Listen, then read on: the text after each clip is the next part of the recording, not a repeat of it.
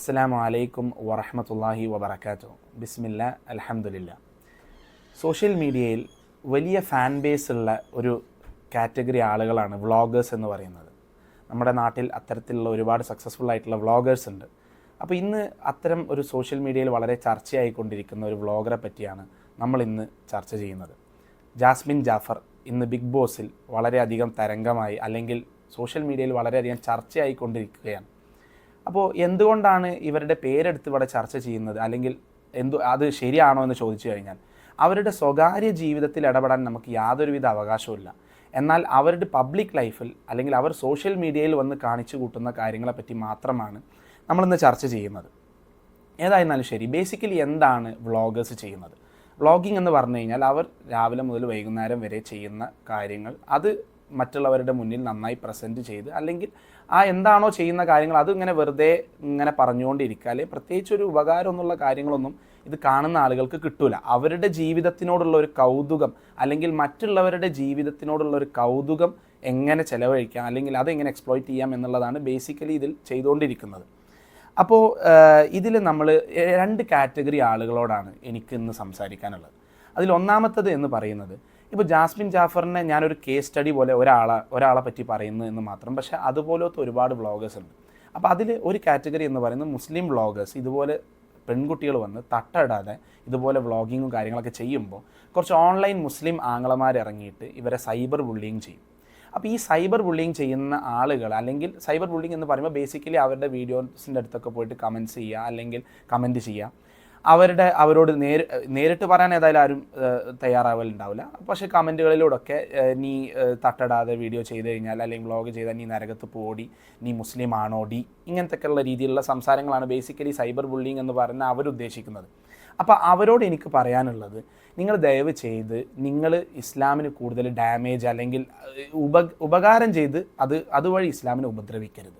വിശുദ്ധ ഖുർആനിൽ അല്ലാഹു സുബ്ഹാനഹു വ തആല പറയുന്നത്, യാ അയ്യുഹല്ലദീന ആമനു അലൈക്കും അൻഫുസക്കും, വിശ്വസിച്ചവരെ നിങ്ങൾക്ക് ഉത്തരവാദിത്തമുള്ളത് നിങ്ങളുടെ കാര്യത്തിലാണ്. ലാ യദുറുക്കും മൻ ദല്ല ഇദഹ്തദൈതും, നിങ്ങൾ ഹിദായത്തിലാണെങ്കിൽ, നിങ്ങൾ നേർമാർഗത്തിലാണെങ്കിൽ വഴി പിഴച്ചവരുടെ ദലാലത്ത് നിങ്ങളെ ആരും ബാധിക്കാൻ പോകുന്നില്ല.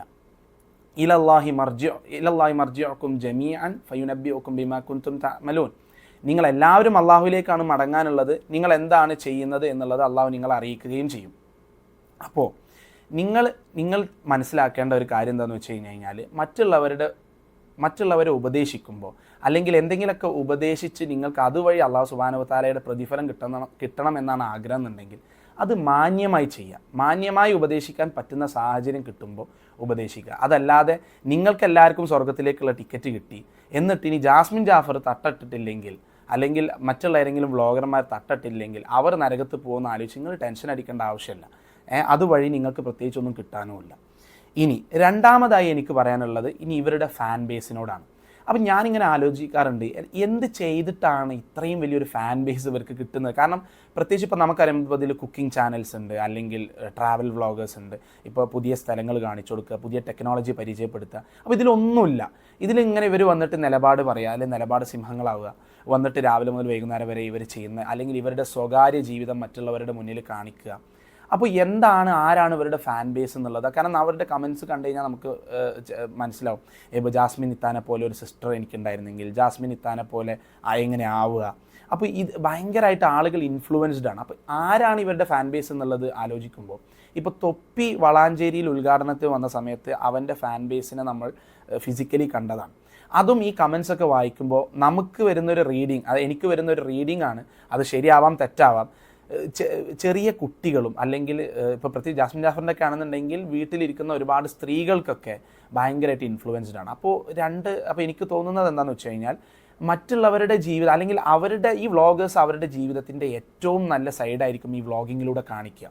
അപ്പോൾ അതെന്തൊക്കെയോ നല്ല ജീവിതമാണ്. നമ്മുടെ ജീവിതത്തിൽ എല്ലാവരുടെ ജീവിതത്തിലും പ്രശ്നങ്ങളുണ്ടാവും. അപ്പോൾ ഇതൊന്നും പ്രശ്നങ്ങളില്ലാത്തൊരു ജീവിതമാണ് എന്ന് തെറ്റിദ്ധരിച്ച് അവരോടുള്ള അങ്ങനെ വരുന്ന ഒരു ആരാധനയാണ് എന്ന് നമുക്ക് തോന്നുന്നു. ഇത്തരം ഈ പ്രായം, അല്ലെങ്കിൽ പക്വത എത്താത്ത കുട്ടികൾ ധാരാളമായിട്ട് ഇത്തരത്തിലുള്ള വ്ളോഗേഴ്സിനെയും വീഡിയോസൊക്കെ ഫോളോ ചെയ്യുന്നുണ്ട്. അപ്പോൾ അവരോട് എനിക്ക് പറയാനുള്ളത് എന്താണെന്ന് വെച്ച് കഴിഞ്ഞാൽ, നമ്മൾ ആരാണ് നമ്മളെ ഇൻഫ്ലുവൻസ് ചെയ്യേണ്ടത് എന്നുള്ളത് നമ്മളൊന്ന് ഇരുത്തി ആലോചിക്കണം.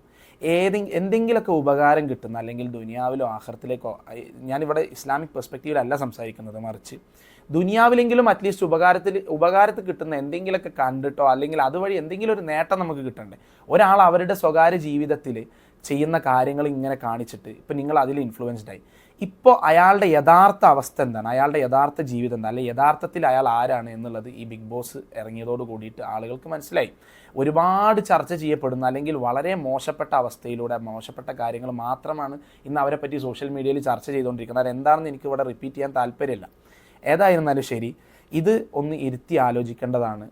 ഇവരോട് പറയാനുള്ളത് എന്താണെന്ന് വെച്ച് കഴിഞ്ഞാൽ, നമ്മൾ ആരെക്കൊണ്ടാണ് അല്ലെ ആരാണ് നമ്മളെ ഇൻഫ്ലുവൻസ് ചെയ്യേണ്ടത് എന്നുള്ളത് നമ്മുടെ തീരുമാനമാണ്.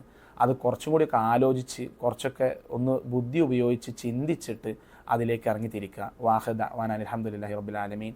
അസ്സലാമു അലൈക്കും വറഹ്മത്തുള്ളാഹി വബറകാതുഹു. فتعالى الله الملك الحق ولا تعجل بالقرآن من قبل أن